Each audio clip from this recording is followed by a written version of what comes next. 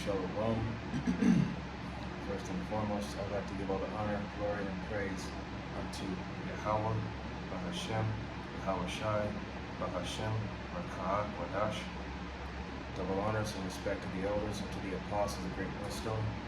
Peace and blessing to all Akim that are preaching and teaching this word with 100% truth and sincerity. And unto the men, women, and children that are listening and learning, and unto Tobiah, the elect house of David that is scattered abroad. I give you my utmost and sincere salutations. So this afternoon's lesson is entitled, To Learn to Be Righteous Judges. And we're in that process right now, to learn how to be a righteous judge, because there's going to be certain things in this truth that you're going to go through, and that's where you're going to have to use your level of discernment to make certain decisions, or use counsel, talk to the brotherhood to see what would be the best decision to make before you make any moves, and what would be the final outcome. It's like playing a game of chess. Certain moves you make, certain consequences, certain rewards, so on and so forth. That's how life is. It's basically a game of chess. And we're going to go to the book of Ecclesiastes. This is going to be chapter 3, starting at verse 16. And it says, And moreover, I saw under the sun the place of judgment, that wickedness was there, and the place of righteousness, that iniquity was there. Okay, talking about these courthouses. Okay, the courts, the judicial, the civil, the courts in general, the law enforcement organization altogether, man, it's corrupt. Okay, they be doing things behind the scenes, and some of their laws contradict one another, and they make money off of putting you behind bars, and and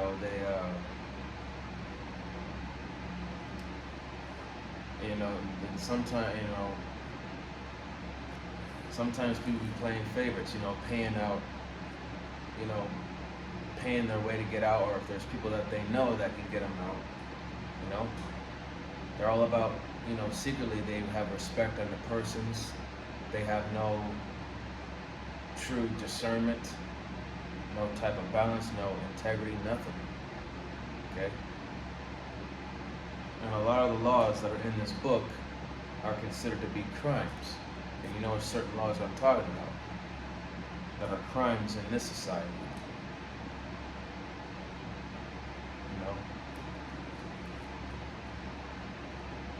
This place it's ass backwards. Topsy-turvy, upside down, man. Verse 17, I said in my heart, the Most High shall judge the righteous and the wicked, for there is a time there for every purpose and for every work. So Yahweh Ba'Shem Shai, he's the ultimate righteous judge, because he knows both sides of the story. He knows how to make that ultimate decision on what needs to be done. Whether this person is worthy of mercy or are they worthy of judgment. And even mercy itself is a judgment. Because, you can do certain things, but if the Lord, sees fit that you deserve mercy, you still have to go through some type of punishment. And if he ultimately judges you, that's just is what it is, according to the law in this book. And like I said, for there is a time there for every purpose and for every work. So there is a time for every purpose and every work. There's a time and place for everything. Your deeds, whatever your deeds are, good or bad,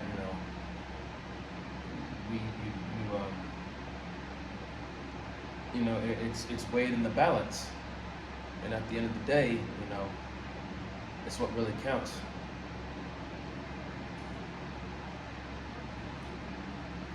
Um, we're going to go to the book of Sirach. It's going to be chapter 34.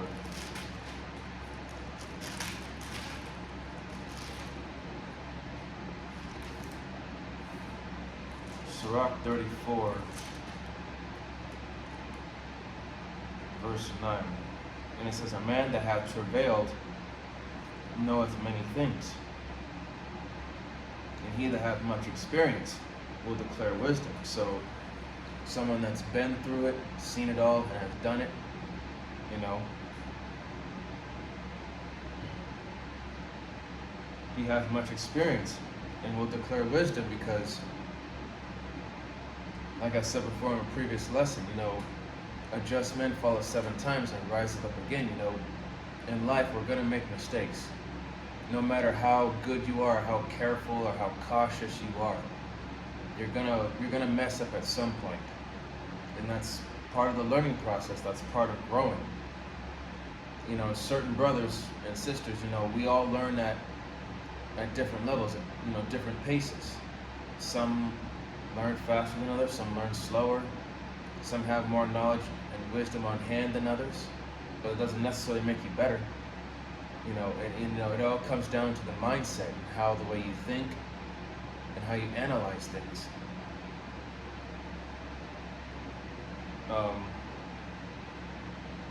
Verse 10, he that hath no experience knoweth little, but he that hath travailed is full of prudence. And prudence is just another word for wisdom. So yeah, so someone that has little to no experience, you know, he hasn't been out, he hasn't been around, he hasn't seen much, he hasn't been through anything. So he doesn't have that level of exercised discernment between good and evil, right and wrong, up and down, left, right. But he that hath travailed much, you know, travailed meaning that, you know, that they've been through it, is full of wisdom. Verse 11, when I travailed, I saw many things, and I understand more than I can express. Verse 12, I was oftentimes in danger of death, yet I was delivered because of these things. So there's certain situations where, you know, you could be in a tight spot. Your life could be in danger, or you could be in a situation that can get you into trouble. But, you know, because of wisdom, you were able to, you know, wisdom was able to get you out of there. You know, gotta play smart in certain situations. As they say, CYA, cover your ass. Verse 13, the spirit of those that fear the Lord shall live, for their hope is in him that saveth them. Okay? So, Yahweh Shem El Shai, at the end of the day, he's the one that gets you out of trouble. Verse 14, whoso feareth the Lord, Yahweh Shem El Shai, shall not fear nor be afraid, for he is his hope. Blessed is the soul of him that feareth Yahweh Shem El Shai, to whom doeth he look, and who is his strength. So again, you know, who do we look to for answers? Who do we look to for help? Who do we look to for, you know, that guidance? Yahweh Shem El Shai. He's our ultimate counselor, our leader, our king. He's everything to us. Verse 16. For the eyes of Yahweh Shem El Shai are upon them that love him. He is their mighty protection, and strong stay, a defense from heat, and a cover from the sun at noon, a preservation from stumbling, and a help from falling. So there you go, man. Yahweh Shem El Shai, he's the ultimate savior, deliverer, the rescuer. Okay? Anything that you know that you're in, whatever it is that you're going through in your own lot, Yahweh Shem El Shai is the one that makes a way for you out of that certain situation, or he finds a way to make things easier for you. Verse 17, he raiseth up the soul and lighteneth the eyes. He giveth health, life, and blessing. So, you know, life and blessings, man, they come from Yahweh Shem Shai. And enlightenment too, to understand.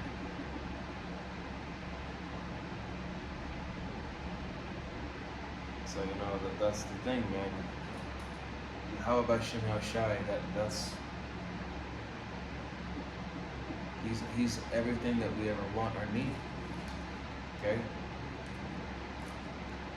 That's why, if you have if you're meditating about anything, or if you have a certain question about something, pray to Yahweh Shem Shai, and in due time He will give you that answer.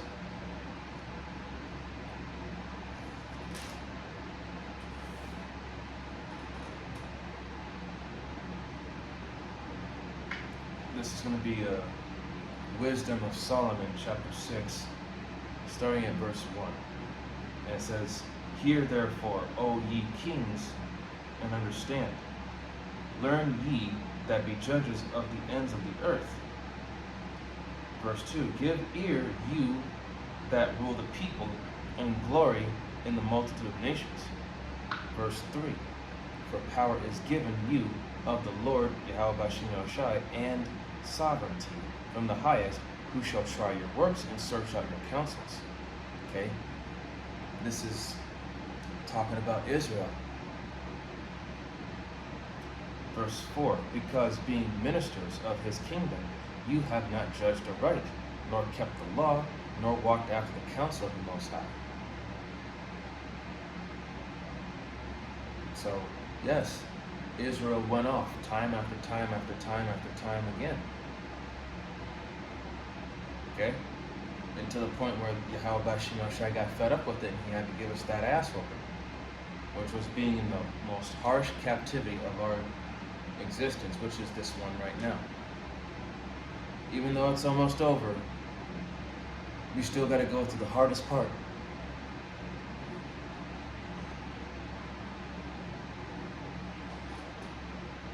Because, we have not walked in His ways like we should have, and we're supposed to. That's why we had to get punished severely for it. Verse 5, "Horribly and speedily shall he come upon you, for a sharp judgment shall be to them that be in high places." So those that are in positions of authority, or have a high social status, whatever that may be, people that are supposed to be like, to lead by example and do what's right, if they themselves are corrupt, when they're in a position of authority, and yet they're doing the wrong thing, man, they're going to get that harsh judgment, because they're responsible for those that are under them.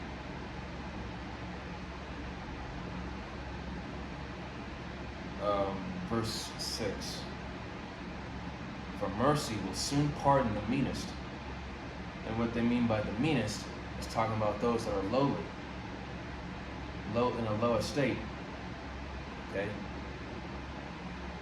"But mighty men," the people in a high estate, "shall be mightily tormented. After all, the scriptures say, the meek shall inherit the earth."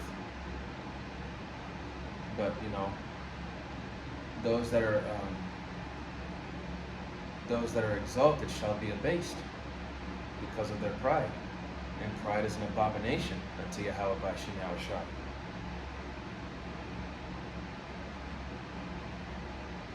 Verse 7, "For he which is Lord over all shall fear no man's person, neither shall he stand in awe of any man's greatness. For he hath made the small and great, and careth for all alike."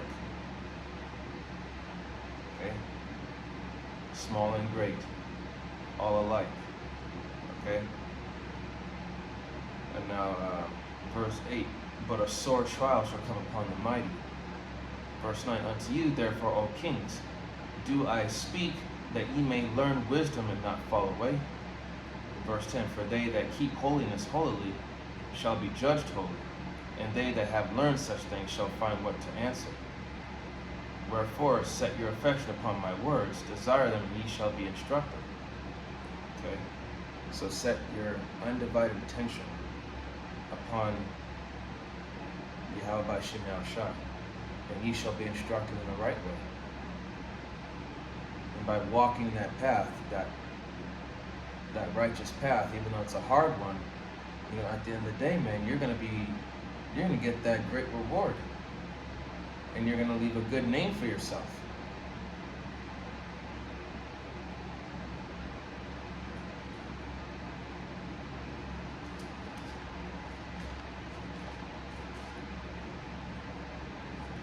This is Proverbs chapter 11, verse 14. And it says, where no counsel is, the people fall, but in the multitude of counselors there is safety. So, if there's no counsel, if there's no gathering of where you can discuss things and come up with the best possible outcome before any final decisions are made, you're just doing things without guidance, without critical thinking, common sense. You're not thinking things through. You're not trying to make things not necessarily more convenient, but more sensible. Okay? Because Jake out here, he likes to act on impulse. He just, like a wild animal, just wilding out here. Okay? That's why Yahweh Shem Shai gave us a brain, so that we could use it.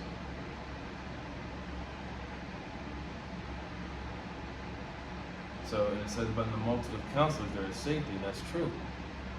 You have, in the multitude of counselors, people that have advisors, people that can look at things from a certain situation, give their input, each and every single one, and then, formulate a plan to, have all these inputs put together, make a plan to where it can work out best for everybody.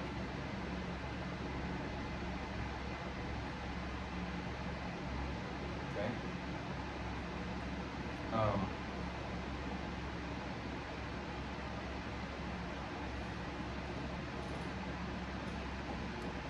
We're going to go to 1 Kings.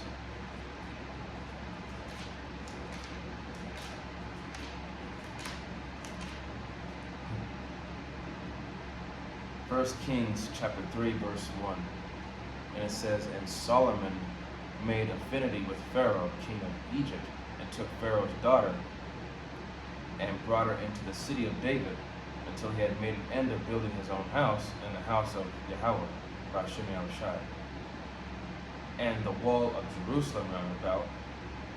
2. Only the people sacrificed in high places, because there was no house built unto the name of Yahweh by Shem Shai until those days. Verse 3. And Solomon loved the Lord Yahweh by Shem Shai, walking in the statutes of David his father. Only he sacrificed and burnt incense in high places. 4. And the king went to Gibeon to sacrifice there, for that was the great high place. 1,000 burnt offerings did Solomon offer up on the altar. Verse 5. And Gibeon, the Lord appeared to Solomon in a dream by night, and said, and the power said, ask what I shall give thee. And Solomon said, thou hast showed unto me thy servant David my father great mercy, according as he walked before thee in truth, and in righteousness, and in uprightness of heart with thee. And thou hast kept for him this great kindness, that thou hast given him a son to sit on his throne, as it is this day. Okay.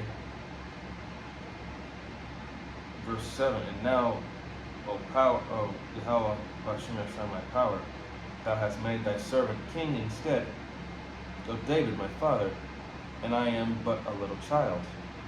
I know not how to go out or to come in. Verse 8. And thy servant is in the midst of thy people, which thou hast chosen, a great people that cannot be numbered, nor counted for multitude. 9. Give therefore thy servant an understanding heart to judge thy people, that I may discern between good and bad. For who is able to judge this thy so great a people?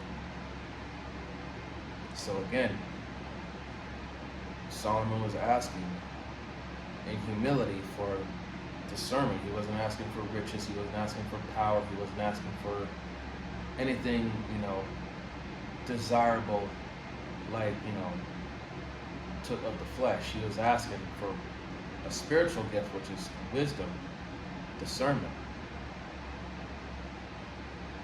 In verse 10 says, and the speech pleased the Lord that Solomon had asked this thing. And the power said unto him, because thou hast asked this thing, and hast not asked for thyself long life, neither hast asked riches for thyself, nor hast asked the life of thine enemies, thou hast asked for thyself understanding to discern judgment. And that's what we're trying to do, to discern judgment, man. To have a better understanding of the ways of Yahweh Bashim Yahushai and how to maneuver.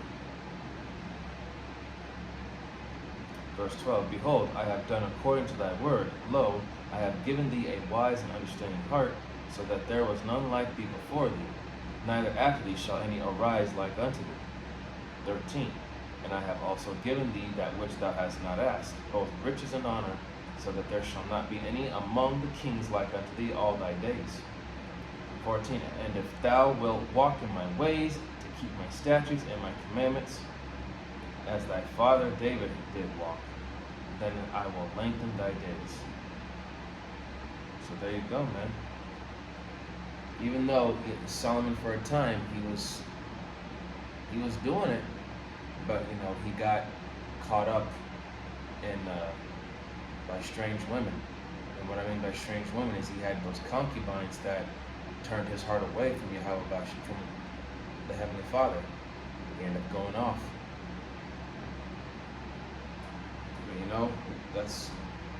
That's the thing, man. You can't, being in a righteous mindset, man, you have to be able to discern, and you have to look at the long run, look at the end game goal of the long run of things. You can't just look at the short term. You have to look at the long term. If I go down this route, where is it going to lead me? How far can I go with this? Or if I go this route, I know I can go far. So, you have to, at the end of the day, you have to pick doing the right thing is hard, and of course doing the wrong thing is easy. That's why doing what we're doing, this is the hardest thing.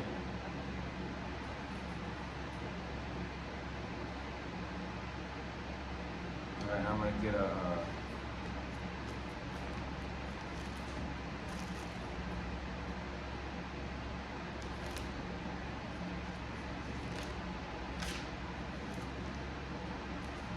this is the book of James.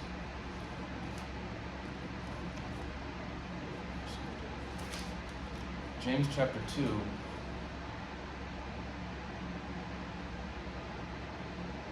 I'm going to start, this is James chapter 2. I'm going to start at, the top, verse 1. And it says, my brethren, have not the faith of our Lord Yahweh Shai HaMashiach, the Lord of glory, with respect of persons. Verse 2. For if there come unto your assembly a man with a gold ring and goodly apparel, and there come in also a poor man in vile raiment. Verse 3. And ye have respect to him that weareth the gay clothing. The gay is just another way of saying the goodly clothing. Has all the good stuff, the fancy stuff, just makes him look good and smells good. And say unto him, sit thou here in a good place, and say to the poor, stand thou there, or sit here under my footstool. Okay? That right there is an example of playing favorites, showing respect to persons. Yahweh Bashim Yahushai is not a respecter of person, and neither should we be. Verse 4, are ye not then partial in yourselves, and are become judges of evil thoughts? So, by having that discernment and you're showing that favoritism, you're discriminating, and we're not supposed to do that. We're not supposed to play favorites or judge them based on how they dress or how they look, man. You can't look at the outward appearance, you have to look at the spirit. Okay, just because someone's all dressed up nice and looking and smelling fancy, doesn't mean they have a good spirit. And just because someone is raggedy, smells bad, doesn't mean that, it doesn't mean that they have a bad spirit.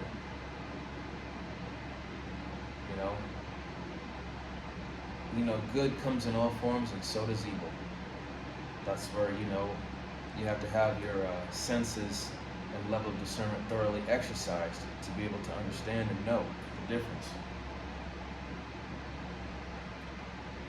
Verse 5, Hearken, my beloved brethren, hath not the Most High chosen the poor of this world, rich in faith, and heirs of the kingdom, which he hath promised to them that love him? But ye have despised the poor. Do not rich men oppress you, and draw you before the judgment seats? You have people in high places that put your ass right in those courtrooms, just so your fate can be decided, whether you go into the cage, be put on probation, or house arrest, or whatever the case. Either way, they're still going to make money off you, and you got to pay for it. Verse 7, do not they blaspheme the worthy name by which ye are called? These courts, this system, they don't believe, excuse me, they don't believe, nor do they have respect unto Yahweh Shem Yahushai. Verse 8, if ye fulfill the royal law according to the scripture, thou shalt love thy neighbor as thyself, ye do well. But if ye have respect to persons, ye commit sin and are convinced of the law as transgressors. So, no respect of person, man. It says here, that's as plain as day, man. No favoritism. Okay, if someone's going off, whether you've known this person for years and you're cool with them, if they're doing wrong, you gotta call them out on it and correct them. Okay? Nobody gets a free pass in the eyes of the Lord, man. Nobody. Not even us prophets. In fact, we're held to a higher standard. So we have to make sure that, that we're in good standing and we're doing the right thing. Otherwise, we can get fucked up. I'm going to close out with this. This is Proverbs chapter 19, verse 20. It says, hear counsel and receive instruction, that thou mayest be wise in thy latter end. So, take heed to counsel. Take, if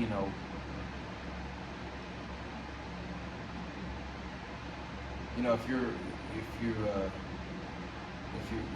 have other brothers that are with you, if there's something you have a question about, or if there's things that you want or need to discuss, man, have a counsel. Hearken unto counsel. Listen to what they're saying. Listen to that advice. And receive instruction. Receive instruction. Receive the correction on what it is to do and what it is not to do. That thou mayest be wise in thy latter end. So that you may be wise in the latter end, man. That, you showing yourself to be full of prudence, and you aren't a fool. And, this is all part of, Judges 5 and 11, roughly paraphrasing, rehearsing the righteous acts, practicing to learn wisdom, to learn discernment.